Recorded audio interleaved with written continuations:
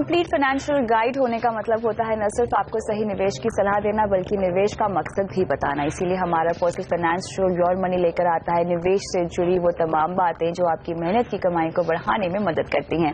नमस्कार, मैं हूं कविता थपलियाल और आज दर्शकों के सवालों के जवाब देने के लिए मेरे साथ है टिका वेल्थ मैनेजमेंट के डायरेक्टर और CFP निखिल कोठारी। आपका स्वागत करेंगे। चलिए शुरुआत करते हैं सवाल जवाब के सिलसिले के साथ और हमारे पहले दर्शक हमारे साथ दिल्ली से अंकुर महाजन फोन लाइन पर जुड़ रहे हैं। गुड इवनिंग अंकुर, कुछ बताएं अपने बारे में, क्या करते हैं? Madam good evening. Good evening madam, मैंने अपना आपको पोर्टफोलियो तो भेज ही दिया सारा। जी बिल्कुल। तो इसमें मेरे को पता करना था कि मेरी इन्वेस्टमेंट ठीक है कि गलत है। ठीक है, आपके लक्ष्य में कंफर्म करना चाहूंगी। आपको 10 लाख रुपए चाहिए 10 साल के बाद अपने बच्चों की पढ़ाई के लिए, और रिटायरमेंट जो कि 25 साल के बाद आपने अपने लिए प्लान किया है उसके लिए आपको चाहिए 1 करोड़ रुपए। रिटायरमेंट की प्लानिंग करने के लिए अंकुर मुझे ये बताइए आपका मंथली एक्सपेंस कितना है? क्या मैडम? आपका हर महीने खर्चा कितना बैठता है? मैडम खर्चा नियर अबाउट 20,000 तक का हो जाता है। 20,000 तक का आपका मंथली एक्सपेंस है। और अगर आपको आगे और निवेश करने की हम सलाह दें तो आप कितना निवेश कर पाएंगे? मैडम फिलहाल तो यही है, बाकी आगे कह नहीं सकते कितना बढ़ सकता है। लेकिन आप बढ़ाने का मन तो रखते हैं? मैडम सेल्फ एम्प्लॉयड है ना। अच्छा, लेकिन आप बढ़ाने का मन तो रखते हैं अगर आपको निवेश बढ़ाने की सलाह दी जाए, क्योंकि आपका टारगेट काफी लॉन्ग टर्म है और जितना आप ज्यादा निवेश करेंगे उतना और आप कॉर्पस इकट्ठा कर पाएंगे। बिल्कुल मैडम, बिल्कुल। चलिए बताते हैं आपकी अप्रोच यहाँ पे क्या होनी चाहिए। सबसे पहले इनके इंश्योरेंस को मैं देखना चाहूंगी। इन्होंने कहा है कि इनके पास अविवा का ऑनलाइन टर्म प्लान इन्होंने लिया हुआ है, साथ ही इनके पास एक ING वैश्य का होल लाइफ इंश्योरेंस प्लान भी है और अपनी फैमिली के लिए ये फैमिली फ्लोटर भी इन्होंने लिया हुआ है। लगभग 3 लाख का उनका कवर है। सो इंश्योरेंस के पार्ट पे ठीक है ये? हाँ, तो सबसे पहले मैं इनको बधाई देना चाहूंगा कि इन्होंने एक ऑनलाइन टर्म इंश्योरेंस ली है, वो काफी अच्छा है। और दूसरा उन्होंने हेल्थ इंश्योरेंस भी ली है एक अपने फैमिली के लिए। तो अगर हम देखें इंश्योरेंस के पार्ट से तो उन्होंने 2 जो महत्वपूर्ण रिस्क है, एक हमारी डेथ और एक हमारा मेडिकल खर्चा जो भी आ सकता है, उन दोनों को उन्होंने इंश्योरेंस से कवर कर चुके हैं। बट मैं ये सलाह दूंगा कि इंश्योरेंस बहुत लोग सोचते हैं कि एक टाइम एक्टिविटी है, मैंने कर लिया अब मेरे को और कुछ करने की जरूरत नहीं है। पर इंश्योरेंस एक टाइम एक्टिविटी नहीं है, आपको हर 3 से 5 साल में अपना इंश्योरेंस रिव्यू करना चाहिए। अच्छा। जैसे अगर अभी ये मैं इनकी देखी तो इन्होंने टर्म इंश्योरेंस 30 लाख रुपए की ली हुई है। हाँ। आज से 4 से 5 साल बाद जब इनकी आय बढ़ेगी, जब इनकी जिम्मेदारी और बढ़ेगी, तब इनको और बड़ा कवर लेना पड़ेगा। एक तो ये सेल्फ एम्प्लॉयड भी है, तो यहाँ पर इनका रिस्क कवर क्या ज्यादा होना चाहिए? हाँ, क्योंकि नहीं, रिस्क कवर आपके डिपेंड करता है आपकी कितनी जिम्मेदारी है, आपकी कितनी इनकम है। तो अगर इनकी आय देखें और इनकी जिम्मेदारी के हिसाब से आज इनके लिए कवर सफिशिएंट कवर है अगर हम 30 लाख का देखें, बट आज से 4 साल बाद 5 साल बाद इनको अपना रिस्क कवर बढ़ाना पड़ेगा। वहीं हम हेल्थ इंश्योरेंस के देखें, आज के हिसाब से 3 लाख रुपए रीजनेबल मतलब ठीक होगा, बट अगर हम आज से 5 साल बाद देखें, हम सब जानते हैं कि कितनी महंगाई बढ़ रही है। अगर हम अपने हॉस्पिटल के एक्सपेंसेस में देखें तो इनको हर 3 से 5 साल में अगर देखना है हेल्थ इंश्योरेंस थोड़ा बढ़ाते रहें कि उनका थोड़ा कवर और बढ़ा लें तो और सेफ्टी मिलती है आपको अपने फाइनेंशियल लाइफ में। बिल्कुल, तो यहाँ पे इंश्योरेंस के टर्म पे आपको अपना कवर आगे चल के बढ़ाने की जरूरत है। लेकिन इनके इन्वेस्टमेंट पार्ट पे मैं आना चाहूंगी। इन्होंने कुछ 4 फंड अपने पोर्टफोलियो में जोड़े हुए हैं और इनके 2 गोल्स हैं केवल, और दोनों ही लॉन्ग टर्म है। एक का नजरिया 25 साल का है और एक का 10 साल का है। तो जैसे कि आपने महंगाई की बात की इंश्योरेंस में, वैसे ही जहां तक इनके रिटायरमेंट के गोल की बात है, आपको लगता है इन्फ्लेशन काउंटिंग कर लेना चाहिए? शायद इन्होंने वो काउंटिंग नहीं किया है और टारगेट बनाया है। हाँ, अगर हम सही से देखें तो हमें अपना रिटायरमेंट गोल कैसे बनाना चाहिए, हमें ये देखना चाहिए कि मेरे आज के खर्चे कितने हैं। आज अगर उन्होंने जैसे कहा कि उनके 20,000 रुपए खर्चे हैं तो लगभग सालाना इनके 2.5 लाख रुपए खर्चे हैं, पर ये 2.5 लाख आज से 20 साल बाद 2.5 लाख नहीं रहेंगे, ये काफी बढ़ चुके होंगे। और जब आप रिटायरमेंट ले लेते हो उसके बाद आपकी इनकम कुछ भी नहीं आ रही और आपके खर्चे हर साल बढ़ते रहेंगे। तो इनको वैसे अपना रिटायरमेंट प्लानिंग करना चाहिए कि आज से 20 साल बाद 25 साल बाद कितना खर्चा होएगा और उससे फिर 25 साल तक अगर मेरे को विड्रॉ करते रहना है पैसा तो मेरे को लगभग कितना बड़ा कॉर्पस चाहिएगा, तो उसके हिसाब से हमें प्लानिंग करनी चाहिए। तो आज के हिसाब से इनको लग रहा है 1 करोड़ बहुत होगा, पर जब एक्चुअली जब वो रिटायरमेंट लेंगे तो उनको लगेगा 1 करोड़ काफी बड़ा नहीं है, इनको और बड़ा कॉर्पस चाहिए। बिल्कुल, अभी इनका मंथली खर्चा भी रफली 20,000 के आसपास आ रहा है, तो मेरे ख्याल से उसमें भी बढ़त होगी और इसीलिए आपको अपना गोल रिवाइज करने की जरूरत है। यहाँ पे आपको और निवेश करने की जरूरत है। जो फंड्स इन्होंने अपने पोर्टफोलियो में शामिल किए हैं, ये फंड्स पर आपकी क्या राय है? हाँ, इन्होंने 2 ELSS फंड लिए हैं, टैक्स सेवर फंड। हाँ। और एक इनका मल्टी कैप फंड है और एक मिड कैप फंड है। क्योंकि इनका गोल लंबे समय के लिए है, 10 साल जो उनके बच्चे की पढ़ाई के लिए है, तो ये चारों फंड बहुत ही अच्छे हैं, तो इनको ये कंटिन्यू कर सकते हैं। इनको अगर 10 लाख रुपए चाहिए आज से 10 साल बाद, तो लगभग इनको महीने के हिसाब से 4,300 रुपए निवेश करते रहना चाहिए। और वो अभी 4,000 रुपए कर रहे हैं, तो लगभग ये अपने गोल को अचीव कर लेंगे, जो इनका 10 लाख का गोल है। पर इन्होंने जो एक और गोल कहा है रिटायरमेंट का, जो इनको 1 करोड़ रुपए चाहिए, उनके लिए, उसके लिए इनको अपनी इन्वेस्टमेंट बढ़ानी पड़ेगी। तो इनको लगभग 5,300 रुपए से अपना इन्वेस्टमेंट और बढ़ाना चाहिए, क्योंकि जब वो इन्वेस्टमेंट इनको एक डाइवर्सिफाइड इक्विटी फंड में डालना चाहिए। और अज्यूम करते हैं कि इनको 12% के हिसाब से रिटर्न मिलता है, तो इनको लगभग 25 साल बाद 1 करोड़ रुपए इस फंड से मिल सकते हैं। तो यहाँ पे इनकी अप्रोच क्या गोल बेस्ड फंड जैसी कुछ होनी चाहिए? हाँ, जब भी हम निवेश करते हैं हमें हमारा निवेश हमेशा एक गोल के हिसाब से होना चाहिए। तो जैसे इनका एक गोल बहुत क्लियर है कि इनको 10 साल बाद 10 लाख रुपए चाहिए, जो कि इन 4 फंड से अचीव हो जाएगा। और अब इनका जो दूसरा गोल है रिटायरमेंट के लिए, उसके लिए वो 2 फंड और सिलेक्ट कर सकते हैं, जहां पे वो 2,500 रुपए से निवेश कर सकते हैं। और जो इक्विटी में होना चाहिए, क्योंकि लंबे समय का गोल है, और इक्विटी एसेट क्लास है जो आपने कहा कि महंगाई को बीट कर सकता है। बिल्कुल। तो यहाँ पे जो फंड्स आप लार्ज कैप में रेकमेंड करना चाहते हैं वो है बिरला सन life frontline equity, Franklin India blue chip, ICICI pru focus blue chip. तो ये तीनों लार्ज कैप फंड है। तो इनमें कोई 2 फंड में वो निवेश कर सकते हैं 2,500 रुपए की SIP से। चलिए, तो यहाँ पर अंकुर आपके लिए सलाह यही है कि रिटायरमेंट के गोल के लिए आपको और 5,300 रुपए निवेश करने होंगे, जिसके लिए आपको 2 फंड्स अपने पोर्टफोलियो में शामिल करने हैं। लार्ज कैप फंड्स की ऑप्शंस हम आपको योर मनी के जरिए दे रहे हैं। यहाँ बिरला सन लाइफ फ्रंटलाइन इक्विटी और फ्रैंकलिन इंडिया ब्लू चिप या ICICI pru focus blue chip, इन तीनों में से कोई से भी 2 फंड्स अपने पोर्टफोलियो में शामिल कीजिए केवल रिटायरमेंट के गोल के लिए। और आपका जो 10 साल के बाद 10 लाख का गोल है, वो मौजूदा फंड्स, जो मौजूदा पोर्टफोलियो आपने बनाया है, उससे अचीव हो जाएगा। जैसे जैसे आपकी आय बढ़ेगी, वैसे वैसे आपको अपना निवेश भी बढ़ाने की सलाह हम योर मनी से आज आपको दे रहे हैं। इसी के साथ वक्त हो गया एक ब्रेक का, लेकिन आप बने रहे हमारे साथ।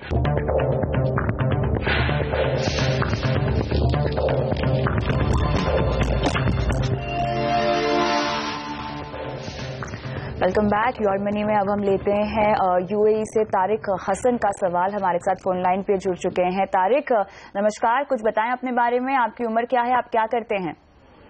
नमस्कार, मैं दुबई से हूँ। ओके। और मैं एसेट अकाउंटेंट हूँ दुबई एयरपोर्ट से। अच्छा जी हाँ, बताइए आपका सवाल क्या है तारिक?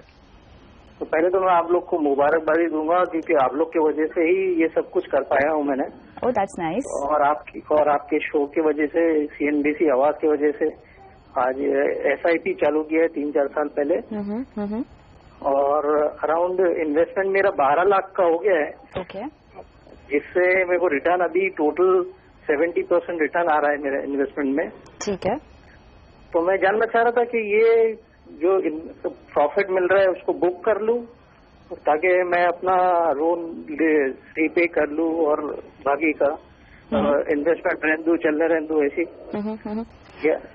बिल्कुल तारिक, आपने बहुत ही इंटरेस्टिंग सवाल पूछा है। आपके साथ साथ बाकी कई दर्शकों को भी हम सलाह दे पाएंगे कि जब आपके पास कोई EMI चल रही हो, कोई आपका लोन हो और साथ ही आपकी इन्वेस्टमेंट भी हो, तो प्रायोरिटी आपको किसको देनी चाहिए। लेकिन उससे पहले आपका लोन अमाउंट कितना है? मेरा रियल इन्वेस्टमेंट, आपका लोन अमाउंट अराउंड मेरा है 20 लाख। ठीक है। और जब आपने ये निवेश करना शुरू किया था, तो कोई खास फाइनेंशियल गोल? मैंने आई थिंक 1 करोड़ को सोच के ऐसा किया था, ताकि आगे बच्चों के लिए अच्छा हो जाएगा कुछ। अच्छा, तो यानी बच्चों के बेहतर भविष्य का गोल अभी भी आपके जहन में है, और इसीलिए आपने अपने लिए निवेश रणनीति अपनाई थी, राइट? जी हाँ। ठीक है। तो चलिए हम हमारे आज के मेहमान निखिल कोठारी से बात करते हैं और पूछते हैं कि आपके लिए क्या सही राय होगी। तो क्लियरली इनका फोकस इनके बच्चों के बेहतर भविष्य के लिए, जिसके लिए इन्होंने निवेश की रणनीति बनाई है, और अच्छा खासा पोर्टफोलियो मेरे ख्याल से इनका बन चुका है। लेकिन अब लोन पे करें ये, या अपने इन्वेस्टमेंट को जारी रखें, उसे बिल्कुल भी रोके ना। ओके। सो अगर मैं एक इंडियन इन्वेस्टर के हिसाब से दूं, तो होम लोन एक बहुत अच्छा लोन है। उसका 2 कारण है, क्योंकि जब हम जो होम लोन का EMI पे करते हैं, उसमें प्रिंसिपल कंपोनेंट हमें ATC के अंदर बेनिफिट मिलता है, टैक्स बेनिफिट। और वही चीज अगर हम इंटरेस्ट कंपोनेंट जो है अप टू 2 लाख रुपीस हमें एग्जाम्पशन मिलता है। right. तो हम ऐसे देखते हैं कि हमारा होम लोन 10 या 10.25% का है, बट एक्चुअल में अगर हम आफ्टर टैक्स देखें इफेक्टिव टैक्स रेट, तो वो हमारा खाली 7.5 से 8.5 और 9 के बीच में होता है, डिपेंडिंग ऑन टैक्स ब्रैकेट। तो ये बहुत महंगा लोन नहीं है, क्योंकि आपको 7.5-8% पे लोन मिल रहा है, which is not very expensive. तो उस तरह से देखें तो होम लोन रिपेमेंट आपको डिपेंड करता है कि आपने इन्वेस्टमेंट्स किस गोल के हिसाब से किए। अगर आपके गोल महत्वपूर्ण गोल है और इंपॉर्टेंट गोल है, मैंडेटरी गोल है, तब आप अपने इन्वेस्टमेंट को तोड़ नहीं सकते, क्योंकि जब गोल आएंगे तो उस टाइम आपको लोन नहीं मिलेगा। उस टाइम जब आपको पैसे चाहिए तो आप पैसे कहाँ से लाओगे? तो अगर आपका मैंडेटरी गोल है तब मैं ये बोलूंगा कि अपने निवेश को मत तोड़िए, अपने होम लोन को कंटिन्यू रहने दीजिए। बट आपका गोल अगर ऐसे ही है कि एक एस्टेट के हिसाब से मैं बना रहा हूँ कि मैं अपने बच्चों को दूंगा, उनकी पढ़ाई के लिए नहीं है पर उनको एज ए एस्टेट देना चाहता हूँ, उस समय आप ये लोन को तोड़ सकते हो और अपना होम लोन रीपेमेंट कर सकते हो। तो यहाँ पे तारिक के लिए क्लियर कट सलाह क्या होगी हमारी तरफ से? अगर तारिक के ये गोल मैंडेटरी नहीं है, अगर वो बच्चे को ऐसे एस्टेट के हिसाब से देना चाहते हैं तब वो अपना रीपेमेंट कर सकते हैं, क्योंकि वो दुबई से है तो उनको बेनिफिट नहीं मिलेगा, टैक्स बेनिफिट। अगर उनका गोल ये है कि नहीं बच्चों की पढ़ाई के लिए, हम पूछ लेते हैं यहाँ पर। तारिक, आपको मेरी आवाज आ रही है? तो अपने बच्चों की पढ़ाई के लिए और उनकी शादी के लिए आपने ये कॉर्पस बनाया है? हाँ, वो अलग है, उसका कोई प्रॉब्लम नहीं है। अच्छा, उसके लिए भी ऑलरेडी आपके पास अलग इन्वेस्टमेंट आपने शुरू की हुई है, तो मेरे ख्याल से क्लियरली फिर ये अपना लोन रीइंबर्स कर सकते हैं, पेमेंट कर सकते हैं। ये हमेशा अच्छा रहेगा क्योंकि उनकी लायबिलिटी कम हो जाएगी, उन पर रिस्पॉन्सिबिलिटी वैसे कम हो जाती है। बिल्कुल। तो तारिक, आपके लिए सलाह यही है कि आप अपने लोन को चुका सकते हैं। फिलहाल आपने जो कॉर्पस इकट्ठा किया है उसमें से अपने लोन को आप रीपे कर दीजिए और बाकी अमाउंट को आप चाहें तो इन्वेस्टमेंट कंटिन्यू कर सकते हैं या उसे कहीं और इन्वेस्ट कर सकते हैं बेहतर जगह पर। नहीं, अगर हम आज से अभी भी मार्केट्स को देखें और उन्होंने जो रिटर्न बनाया है, नेक्स्ट 5 साल भी बहुत अच्छे हैं इंडियन इक्विटी मार्केट के लिए, तो अपने SIP को कंटिन्यू कर सकते हैं। तो चलिए तारिक, अपने लोन को आप रीपे कीजिए और बाकी अमाउंट की SIP आप जारी रख सकते हैं। यही सलाह आपको योर मनी के जरिए हम दे रहे हैं। बहुत बहुत शुक्रिया अपना सवाल हमें भेजने के लिए। इसी के साथ वक्त हो गया एक ब्रेक का, लेकिन अगर आप भी हमसे mutual fund, insurance, financial planning, credit card, loan से जुड़ा हुआ कोई भी सवाल पूछना चाहते हैं तो अपना सवाल अपने कॉन्टैक्ट नंबर के साथ हमें mf@moneycontrol.com पर भेज दीजिए और साथ ही हमारे फेसबुक के पेज पर भी आप सवाल पोस्ट कर सकते हैं और योर मनी के पुराने एपिसोड भी यहाँ देख सकते हैं।